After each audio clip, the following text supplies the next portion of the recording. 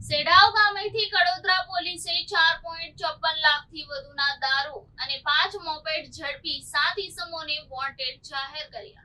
Kadodara police મથકનો staff પેટ્રોલિંગમાં હતો તે દરમિયાન હેડ કોન્સ્ટેબલ હરેશભાઈ ખુમાભાઈ તથા પોલીસ કોન્સ્ટેબલ ભૌતિકભાઈ મહેન્દ્રભાઈને સંયુક્ત બાતમી મળી હતી કે સેડાવ ગામે આવેલ સરદારનગર સોસાયટીના બાજુમાં ખુલ્લી જગ્યામાં 5 જેટલા મોપેડ ઉપર મોટી માત્રામાં વિદેશી દારૂનો જથ્થો સગેવગે કરવાની પેરવીમાં છે